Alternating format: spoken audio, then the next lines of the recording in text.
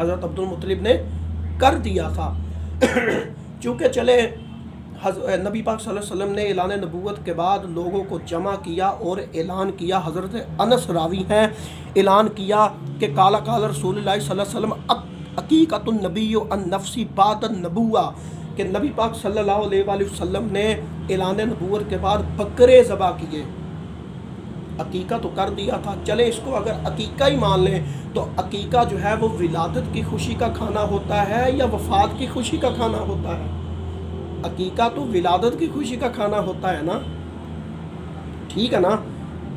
तो नबी पाक सल्लल्लाहु अलैहि वसल्लम ने यौम विलादत नबी मुझ पर ज़ाहिर हुआ कि इमाम बहकी अला रहमा ने हज़रत अनस से नकल किया रज़ियल्लाहु ताला अन्हु कि हजूर सरवर कायनात सल्लल्लाहु अलैहि वसल्लम ने ऐलान नबूवत के बाद ख़ुद अपना अकीका किया, बावजूद उसके कि आप सल्लल्लाहु अलैहि वसल्लम के दादा हज़रत अब्दुल मुत्तलिब आपके विलादत के 7वें रोज़ आपका अकीका कर चुके थे और अकीका 2 मरतबा नहीं किया जाता। बस ये वाक़े से मालूम हुआ आप सल्लल्लाहु अलैहि वसल्लम ने अपने आप को अल्लाह ताला की तरफ से रहमतुल लिल आलमीन और अपनी उम्मत के मुशर्रफ होने की वजह से अपनी विलादत की खुशी के इजहार के लिए ख़ुद अपना अकीका किया। अकीका करके बकरे ज़िबा करके हजूर ने कैसे किया कि बकरे ज़िबा किए, और लोगों ने पूछा कि या रसूलल्लाह ये बकरे, आपने फरमाया कि फ़ीही वुलिद, कि मैं इस मंथ में पैदा हुआ, इस महीने में पैदा हुआ और इसी में मेरी बासत हुई। तो दो हदीसें आपको सुना दी। और दूसरा इन आलम दीन का सवाल ये था कि क्या सहाबा इकराम अलैहिम रिदवान ने कभी ईद मिलादुन नबी का इनेकाद किया? याद रखिएगा, किसी भी अच्छे काम को ये कहकर गलत करार दे देना कि ये काम सहाबा इकराम ने नहीं किया लिहाजा हमें भी नहीं करना चाहिए, तो ये गलत फहमी है लोगों की। देखें, बहुत सारे काम हैं जो सहाबा इकराम के दौर में नहीं हुए, बहुत सारे काम हैं जो सहाबा इकराम के दौर में नहीं हुए, आप सहाबा इकराम रिज़वानुल्लाह ताला अलैहिम अजमाइन ने नहीं किए, हम उसको कर रहे हैं। बल्कि ये जो वहाबी लोग हैं, अहले हदीस लोग हैं, अहले देवबंद लोग हैं, ये सरीहन इस चीज़ को जो है वो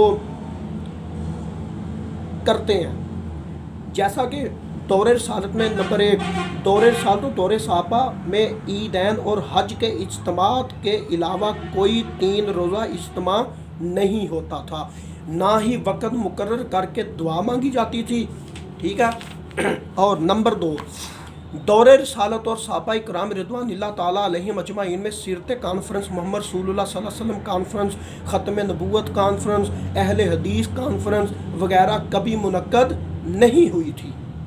ये चीज़ यानी, और देखें क्या कभी सहाबा कराम ने अपने आप को सल्फ़ी, मुहम्मदी, अहले हदीस और गुरबा व अहले हदीस कहा? आप क्यों कहते हैं? सहाबा कराम के दौर में तो ये था ही नहीं। तो ये सवाल करना कि क्या सहाबा कराम ने ईद मिलादुन नबी मनाया या नहीं मनाया, ये सरीहन गलत है, ये बिल्कुल गलत है, ये नाजायज़ काम है। अब देखें और सहाबा कराम के दौर में क्या कभी मसाजिद में कुरान मजीद और तस्बीहात वगैरह रखी गई थी? आप क्यों रखते हैं? और सहाबा कराम के दौर में मसाजिद पक्की थी, आप क्यों करते हैं? क्या जुमे में अरबी खुतबा और खुतबे से पहले तकरीर सहाबा कराम ने की थी, आप क्यों करते हैं?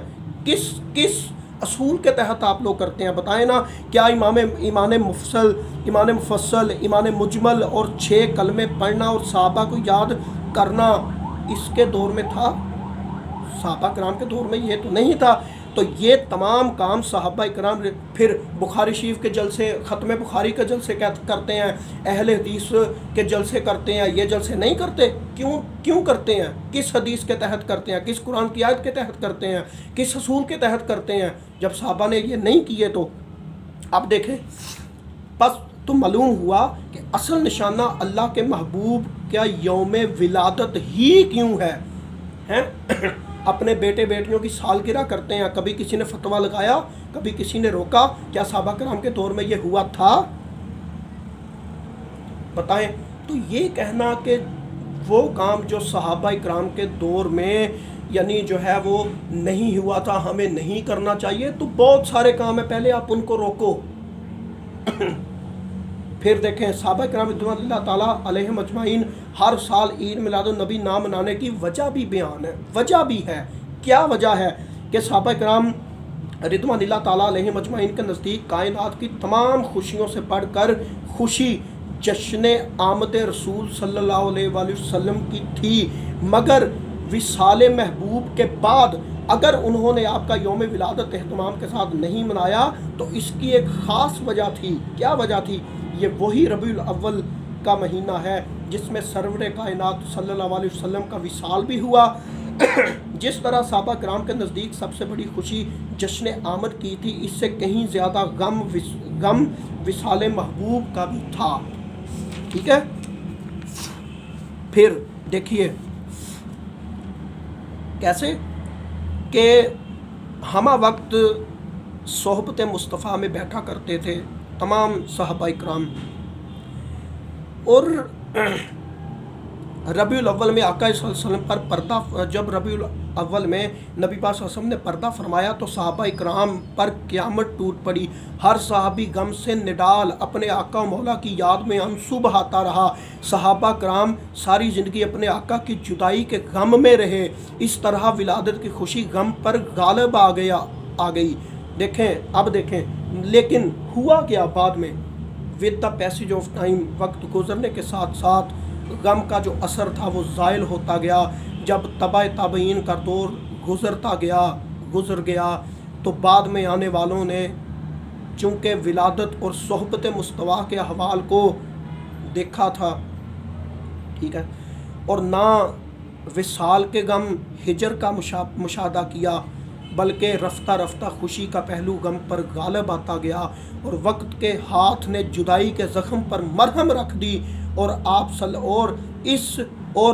افراد امت اس نعمت عظمیٰ کی خوشی کے مقابلے میں غم بھول گئے۔ انہیں یقین آ گیا کہ آپ صلی اللہ علیہ وسلم کی حیات و وصال دونوں امت کے لیے سراپا ہیں۔ جی یہ بھی یاد رہے کہ نبی پاک صلی اللہ علیہ وسلم کا وصال مبارک، آپ کا پردہ کر جانا بھی ہم امت کے لیے سراپا خیر ہے، اور اس سے بڑی خوشی نبی پاک صلی اللہ علیہ وآلہ وسلم کی آمد کا سلسلہ بھی ہمارے لیے سراپا خیر ہے۔ اور اس کے بعد جشن آمد رسول صلی اللہ علیہ وسلم کی خوشیاں ہر طرف منائی جانے لگیں، مکہ میں بھی مدینہ میں بھی۔ دیکھیے اس کی اصل عبارت دیکھیے، بے شک آپ صلی اللہ علیہ وسلم کی ولادت باسعادت ہمارے لیے نعمت عظمیٰ ہے، اور آپ صلی اللہ علیہ وسلم کا وصال ہمارے لیے بڑی مصیبت ہے، تاہم شریعت نے نعمت پر اظہار کرنے کا حکم دیا ہے، اس لیے شریعت نے ولادت کے موقع پر عقیقہ حکم دیا ہے، اور بچے کے پیدا ہونے پر اللہ تعالیٰ کے شکر اور ولادت پر خوشی کے اظہار کی ایک صورت ہے، لیکن موت کے وقت جانور ذبح کرنے جیسی کسی چیز کا حکم نہیں دیا، بلکہ نوحہ اور جزے وغیرہ سے بھی منع کیا گیا ہے۔ لیکن شریعت کے قواعد کا تقاضا یہ ہے کہ ماہ ربیع الاول میں آپ صلی اللہ علیہ وآلہ وسلم کی ولادت باسعادت پر خوشی کا اظہار کیا جائے، نہ کہ وصال کی وجہ سے غم۔ اس لیے جب نبی پاک صلی اللہ علیہ وسلم پیدا ہوئے نا، آپ کو اللہ تعالیٰ نے اس کائنات میں خلق کیا تو ابلیس رویا تھا، ابلیس رویا تھا۔ اور ویسے بھی وصال کا غم انہیں ہو جن کے نبی مر گئے ہیں، میرا نبی زندہ ہے، ہم تو اس زندہ نبی کا میلاد جو ہے وہ کرتے ہیں۔ اب دیکھیے کیا عید میلاد النبی منانا کیا صحیح نہیں ہے؟ مسئلہ کیا ہے؟ قرآن مجید فرقان حمید بھرا پڑا ہے نبی پاک صلی اللہ علیہ وسلم کی تعریفوں سے۔ کبھی اللہ تعالیٰ نے ان کے چہرہ انور کی قسم کھائی ہے، کبھی اللہ تعالیٰ نے ان کی زلفوں کی قسم کھائی ہے، تو یہ سارا میلاد ہی ہے نا۔ دیکھیں